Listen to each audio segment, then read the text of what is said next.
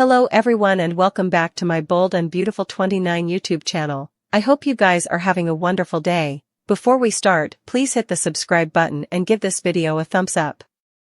There was a lot of suspicious exertion going on the night that Tom Starr's electric blue sports drink was poisoned on the Bold and the Beautiful.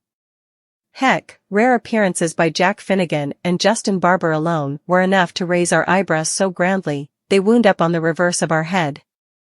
But one character conducted in a way that was so reflective, she might as well have yelled, "I did it. I poisoned him," while everyone differently was calling for an encore. "We don't mean Poppy, either, we mean her family, Lee. She showed up in her sanitarium scrubs to pick up takeout," she told ex-husband Jack. But rather than snare her food and go, she stuck around for the entire show. So whatever happened to Lee's pizza? Maybe she no way placed an order at each, huh? Maybe she was there for the grub but to ensure that Tom didn't get anyone interested in sampling Luna's maternity and potentially revealing a dirty family secret that she really wants to remain a secret, you know the one, and if you don't, this is it. What's more, when Tom dropped over following his performance, Lee did nothing to help him.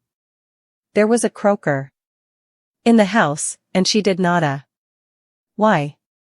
Columbo style, we posit that she disregarded the Hippocratic pledge that she took because she had formerly taken pains to ensure that Tom's first show at Il Giardino would also be his last. That was also why she didn't sneak out after poisoning his drink. She wanted to be 100% positive that she fulfilled her deadly thing.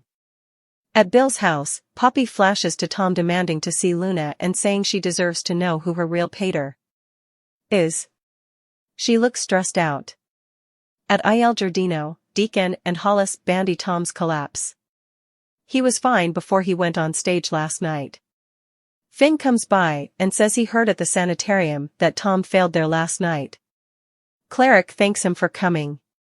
I need to know why he went down like that. What happened? They go over how he sounded fine before going on stage. Finn says it wasn't a stroke or an aneurysm. Tom failed of a medicine overdose. At Bill's house, he joins Poppy, who allowed. He was at work. He asks what's going on. Is Commodity wrong? Bill says she looks like she's been crying. Poppy admits she's feeling a little emotional. Bill tells her if Commodity is disturbing her, he wants to hear about it. There's nothing you can't tell me. In Forrester's design office, Zent happens upon Luna and offers to leave. She says he can stay. He notices she's bite and at ease. He heard she said about who her pater is. Luna smiles. Zent thinks it's like chancing out she's a real-life queen. Luna admits it's all veritably new to her, but the most mind-blowing part of it all is being part of a big family. Zent agrees, big families are stupendous. They go over Poppy eventually telling her what she wanted to know and Lee administering the maternity test. Luna says she and Bill can eventually get to know each other. Her mama would put it off whenever she brought it up for times. She always allowed.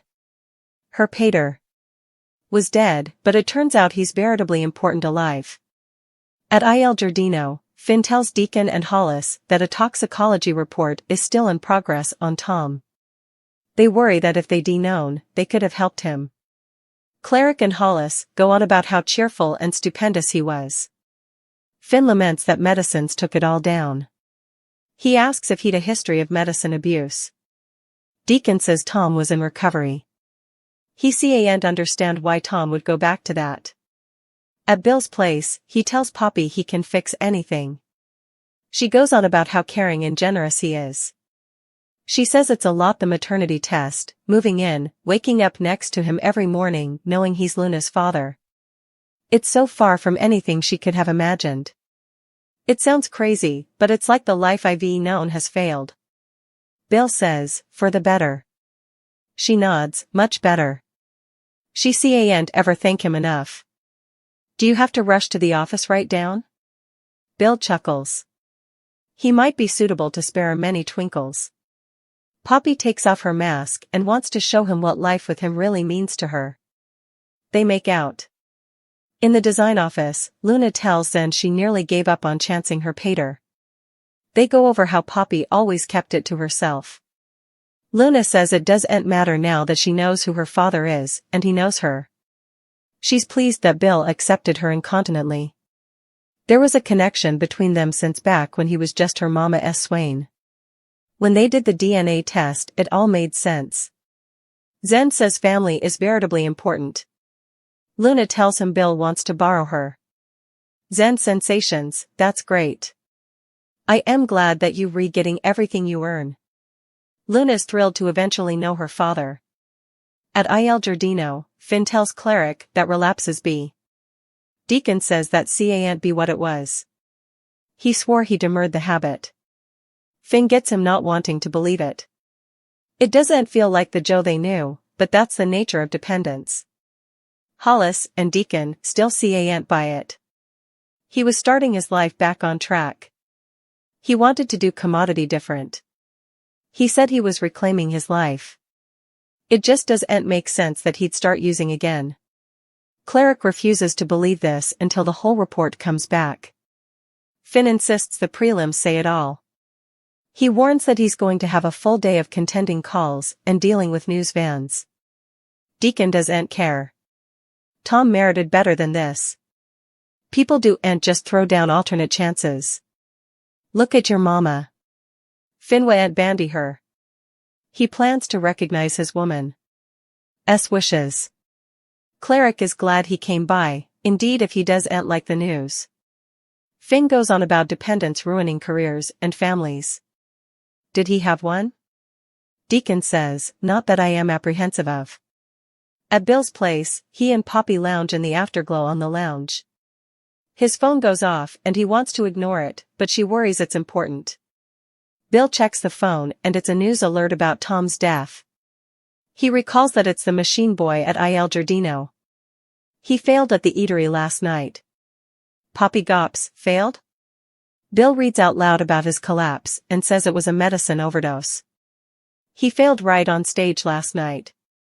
Poppy drafts, my God, that's so horrible. Bill complains that this is getting more common every day. He's glad it hasn't touched his family. Bill tells Poppy how happy he's that she and Luna have come into his life. Poppy agrees that it's woeful and recaps how she raised Luna in a safe terrain. Her dreams have come true now thanks to him. Bill will always take care of them. Poppy thanks him. That just makes it all worthwhile. She settles into his arms, but looks distrait and fights gashes as she ganders at the story on Bill's phone about Tom's death. Ridge asked if that was it or if Thomas was using it to shut down his heartstrings for Hope. Thomas asked if Ridge really allowed Thomas would use Paris to get over Hope. Ridge said he didn't, but wondered if having Paris at his side had made Goods hurt less. Ridge said it was a terrible reason to marry someone. Thomas stated that he agreed that it would be terrible, but that wasn't the reason for his choice. Thomas said he'd ultimately let go of Hope, and that had been when he'd seen a beautiful and awful person standing before him. Maybe it was being with Hope that kept my blinders on, Thomas said. He said he'd let Hope go, and he'd seen Paris. Ridge asked if his son saw his concern. Thomas did and appreciated it. He recalled telling Hope that he was a one-woman man, but she couldn't commit to him the way he could to her. He'd had to respect that and let her go. He reasoned that it might have happened as it had been meant to because being hurt had led him to fly to Paris. He said he'd been at International at the right time, and he'd been suitable to see Paris, the awful, beautiful woman who had an amazing relationship with his son. Paris was the woman he wanted to be with, and he intended to marry her. In the design factory, Ridge questioned if Thomas's relationship with Paris was an answer relationship. Thomas said that it was not, though he admitted that he would always love Hope.